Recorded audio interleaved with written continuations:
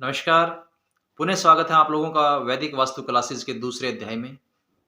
सर्वप्रथम परम पूजनीय गुरु जियों के चरणों में हम बारंबार प्रणाम करते हैं, उनको बारंबार वंदन करते हैं, जिनका मार्गदर्शन सदैव हमारे ऊपर बना रहता है। और इस वास्तु शास्त्र की श्रृंखला में हम वास्तु पुरुष को नमन करते हैं। ऋग्वेद में ग्रंथ एक श्लोक आता है, ऋग्वेद में एक श्लोक आता है जिसमें वास्तुदेव की पूजा के लिए कहा गया है कि हे वास्तुदेव, आप जागृत हों, हमारे घर में पुत्र पौत्र और 2 पदों वाले, 4 पदों वाले सभी निरोगी एवं सुखी रहें, हमें धन की प्राप्ति हो और जो भी वरदान हम आपसे मांगे वह हमें फलित हो। आप हमारे लिए कल्याणकारी धन का विस्तार प्रसार करें। हे प्रभु, आपकी कृपा से गौ तथा अश्वों हमारे घर में निरोग्य रहें। आप हमारे अपने पुत्रवत पालन करें। हे वास्तु पुरुष, आप हमें सुखकर रमणीय और ऐश्वर्य युक्त स्थान प्रदान करें और हमें श्रेष्ठ धन वैभव जो मिला हुआ है उसकी रक्षा आप सदैव करें। वास्तु पुरुष के महत्व को, वास्तुशास्त्र के महत्व को आप इस बात से समझिए कि वेदों में, प्राचीन वेद ऋग्वेद में वास्तु पुरुष की स्तुति इस प्रकार की गई है कि आप हमारे घर में धन धान्य उपलब्ध रखें, धन धान्य की रक्षा करें। 2 पैरों से चलने वाले यानी कि मनुष्य, 4 पैरों से चलने वाले यानी कि गाय, अश्व, जो पालतू पशु, जो पशुधन हमारे घर में है वो निरोग्य और सुखी रहे। कितना महत्वपूर्ण ये विषय है कि वहां पर भी इनके लिए ये कहा गया है कि आप हमारी रक्षा करें।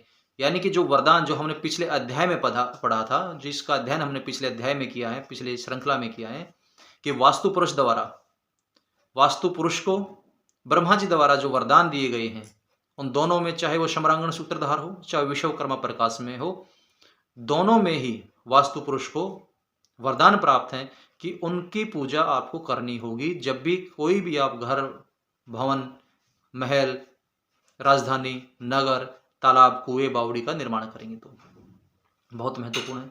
आज हम बात करते हैं कि हमें किस किस अवसर पर, किन किन अवसरों पर वास्तु पूजा करनी चाहिए, वास्तुदेव की पूजा करनी चाहिए।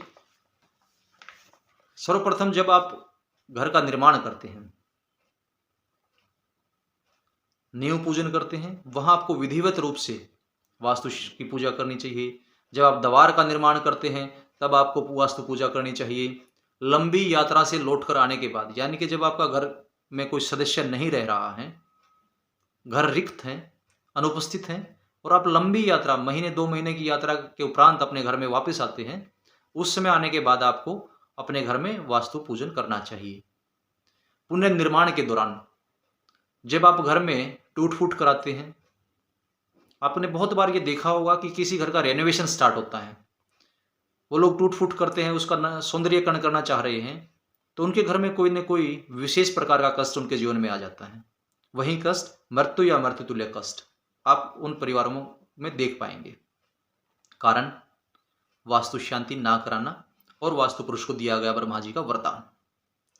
तो जब आप कोई रेनोवेशन कहीं कराएं तो अपने क्लाइंट को भी बताएं कि सर्वप्रथम आप यहाँ पर वास्तु शांति कराएं, क्योंकि हर भवन में हमारे साथ साथ दूसरी ऊर्जाएं भी रहती हैं।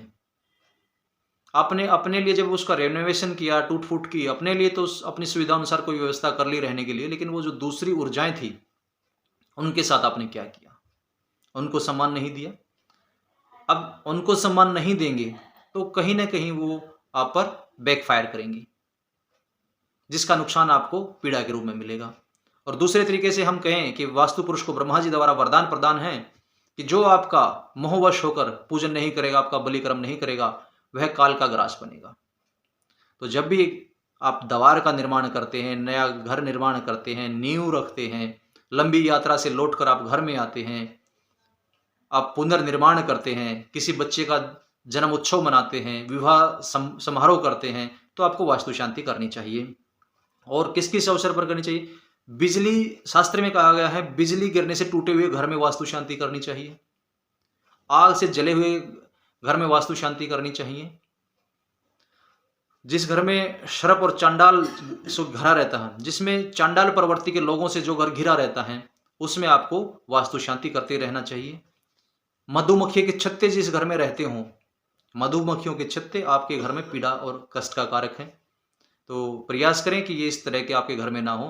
तो मधुमक्खियों के छत्ते जिस घरों में रहते हैं, वहाँ हमें वास्तु शांति करनी चाहिए। कौवा या उल्लू जिस घर में 1 सप्ताह से ज़्यादा रुक जाए, उस घर में हमें वास्तु शांति करनी चाहिए। और शास्त्र कहता है कि जिस घर में मृग, गौ और मजार गर्जन करते हो, हाथी विशेष प्रकार के शब्द करते हों और स्त्रियों में झगड़े रहते हों, वहां हमें वास्तु शांति कराना चाहिए। यहां आपको एक चीज और देखने को मिलेगी कि जब ये स्थितियां बनती हैं किसी घर में, आपको लगता है कि आप अपने क्लाइंट के घर विजिट करने जाते हैं, अपने किसी परिचित के घर जाते हैं और आपको पता चलता है कि वहां महिलाओं के बीच में विशेष झगड़े रहते हैं, तो निश्चित रूप से उस घर में वास्तु दोष मिलेगा। तो वहां हमें वास्तु शांति पूजन करना चाहिए। पहले के समय में घोड़े और हाथी महलों में होते थे, वो एक विशेष प्रकार की आवाज और गर्जन करते थे, यानी कि वो उनका जो चित्त है, जो पशु हैं, उनका चित्त जो है वो हमसे ज़्यादा शांत है और वो एनर्जीज को, जो प्रकृति की जो ध्वनियाँ हैं, उनको हमसे ज़्यादा समझ पाते हैं। तो विशेष प्रकार की कोई घटना होने से पहले या कोई पीड़ा आने से पहले वो एक विशेष प्रकार की आवाज़ उत्पन्न करते थे, और जो पहले के विशेषज्ञ थे वो उस बात को समझते थे और वो वास्तु शांति उसके लिए कराते थे। तो जो जो विषय आपको बताए गए हैं, इन विषयों पर हमें वास्तु शांति, वास्तु पूजन करना चाहिए।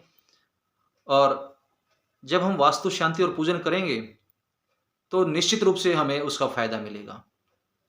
ग्रंथों में कहा गया है, शास्त्रों में कहा गया है कि आने वाला हर एक दुख त्यागने के योग्य है, यानी कि आपके जीवन में जो भी आने वाला दुख है, अगर आपको उसको पहले से ही पता है तो उसको आप त्याग सकते हैं।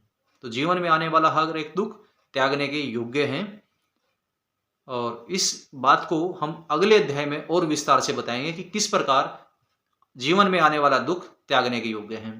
आज के लिए इतना ही हमारा अध्याय रहेगा, और अगले अध्याय के लिए, अगली क्लास के लिए हम दोबारा मिलेंगे। बहुत आराम से चलेंगे, विस्तार से हम अध्याय शास्त्र पर बात करेंगे, और धीरे धीरे जब आप विषय की गहराई में प्रवेश करेंगे आपको मजा आएगा।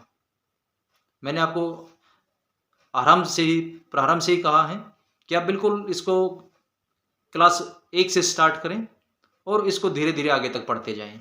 जब आप शुरू से इसको पढ़ेंगे तो आपको पता चलेगा कि इसकी गहराई कितनी, विषय कितना गहरा है।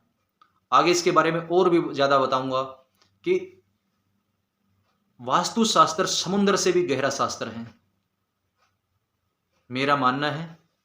मैंने गुरुजनों के आशीर्वाद से बहुत कुछ सीखा, लेकिन अभी भी बहुत कुछ सीखना बाकी है, और जितना मुझे मिला है गुरुजनों से वो मैं सब आप लोगों के साथ साझा करना चाहता हूं, ताकि इस हमारी संस्कृति की रक्षा की जा सके और इस ज्ञान को आगे बढ़ाया जा सके। फिर मिलते हैं अगले अध्याय के साथ, तब तक के लिए नमस्कार।